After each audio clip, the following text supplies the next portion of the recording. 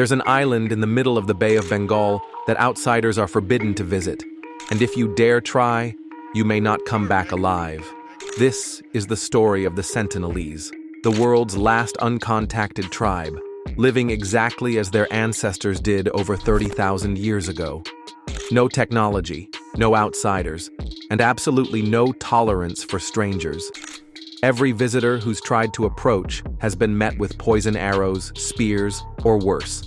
And yet, the Sentinelese thrive, untouched, unspoiled, and fiercely protective of their ancient way of life. So what happens when someone tries to break that boundary?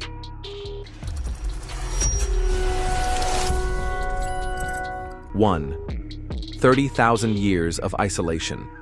The Sentinelese people live on a tiny, lush island called North Sentinel, hidden within India's Andaman archipelago. For thousands of years, they've survived on wild pigs, honey, berries, and seafood, completely self-sufficient, untouched by the outside world. They build huts from leaves, fish with handmade spears, and wear little more than fiber strings and simple ornaments. While the modern world races toward AI and smartphones, these people still live as they did in the Stone Age, and they like it that way. 2. A brutal welcome for outsiders. If there's one thing the Sentinelese have made clear, it's this: outsiders are not welcome. Over centuries, they violently rejected every attempt at contact. Arrows fly, machetes flash, and survival is never guaranteed. In 2018, John Allen Chow, a 26-year-old American missionary, illegally landed on the island to spread Christianity. He was met with arrows and never returned. Locals witnessed him being dragged across the beach, lifeless. His death wasn't an anomaly, it was a warning. 3. Legally untouchable. Approaching North Sentinel is now a crime. Under Indian law, no one is allowed within 5 nautical miles of the island. Not scientists, not tourists, not filmmakers, not even the military. Why? Because the Sentinelese aren't just violent, they're vulnerable. Having never been exposed to modern diseases, even a simple flu virus could wipe out the entire tribe. Protecting them from us is as vital as protecting us from them. 4. The last link to the first humans. This isn't just any tribe. The Sentinelese are believed to be direct descendants of the first humans to migrate from Africa over 75,000 years ago. As others moved on and evolved with the world, this tribe stayed and thrived. They are a living window into humanity's deep past, untouched by agriculture, technology, or even written language. Losing them wouldn't just be a tragedy, it would be an anthropological disaster. 5. Nature gave them everything. Why did they stay? Because they didn't need to leave. North Sentinel is surrounded by rich mangroves, fresh water, fish-filled lagoons, and perfect weather. There was no need to farm or expand. Men hunt with bone-tipped arrows and wooden spears. Women gather tubers, coconuts, and clams. During the summer, they smear themselves in leaf-based paste to collect honey without getting stung. It's a sustainable paradise, untouched by concrete, plastic, or stress. 6. First contact was a nightmare. Though they've resisted contact for centuries, people have tried. Over 1,000 years ago, Chinese and Arabian explorers attempted to land and were quickly driven back by a hail of arrows. They described the tribe as bird-like people with strange bodies. Even the legendary Marco Polo called them a most violent and cruel generation and warned that no one survives an uninvited visit. 7. The colonial mistake that ended in death. In 1880, British colonial officer Maurice Vidal Portman made the mistake of landing with armed guards. They kidnapped an entire Sentinelese family and took them to Port Blair for observation. Within days, the adults died of disease. The terrified children were returned with gifts, but the damage was done. Since then, the tribe's hostility has only intensified. 8. Plastic toys and arrows.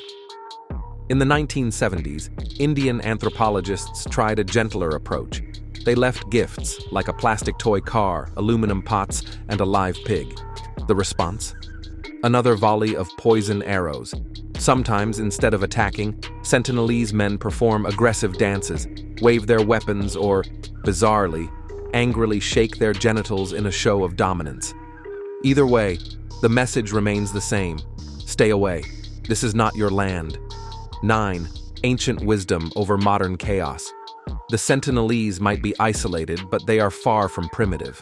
While outsiders label them Stone Age, their survival intelligence is unmatched. They've reportedly forgotten how to make fire, but they've adapted, keeping flames burning around the clock to ensure they're never without it.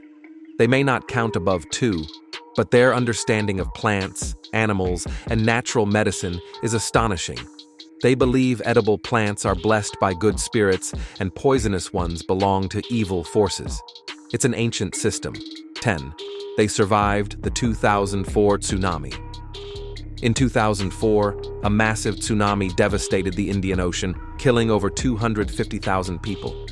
And yet, every member of the Sentinelese tribe survived. How? Experts believe they, like many animals, sensed the earthquake, recognized the danger, and climbed to higher ground, taking their fire with them. When helicopters flew over days later to check on them, the tribe responded with their usual greeting, a storm of arrows. They were alive, and more importantly, they were still fighting fit. 11. A tribe on the brink? We don't know how many Sentinelese remain. A 2011 aerial survey spotted just 15 individuals. A decade earlier, the count was 39. Some believe their population is declining, but no one knows for sure.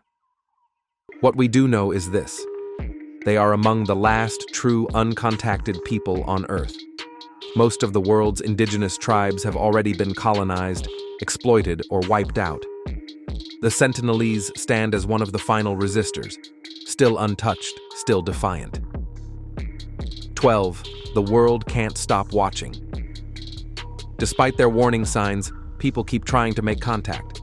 One of them was John Allen Chau, a young American missionary who believed it was his calling to convert the tribe to Christianity.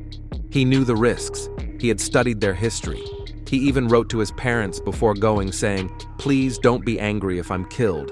I think it's worth it to declare Jesus to these people." Chau had visited the island multiple times, bringing scissors, safety pins, and a football as gifts. But the Sentinelese weren't impressed. They shot arrows, damaged his canoe, and gave him every sign to leave. Still, he returned. On his final trip, the islanders shot him dead. 13. No justice, no revenge, just silence. The 7 fishermen who helped Chau break the law and reach the island were arrested. But the Sentinelese, they will never be punished. The Indian government has a policy called hands off, eyes on. They monitor the island from a distance. No rescues, no arrests, no interference. Because the truth is simple. If we contact them, we may destroy them. One flu virus could wipe out the entire tribe. And so, no matter how tempting the mystery is, the world must leave them alone. They hunt with bone-tipped arrows. They dance on beaches beneath the stars. They've survived tsunamis, colonizers, and the modern world itself. And still, they refuse to be known. The Sentinelese are not a tourist attraction. They are not a project. They are a living echo of humanity's past, doing what few on Earth have managed to do: stay free. So if you ever dream of seeing North Sentinel Island, remember this: this tribe has never been contacted, and they'll kill if you try. That's all for today's video. Share your thoughts in comments section below, and don't forget to like this video and smash the subscribe button for more interesting videos.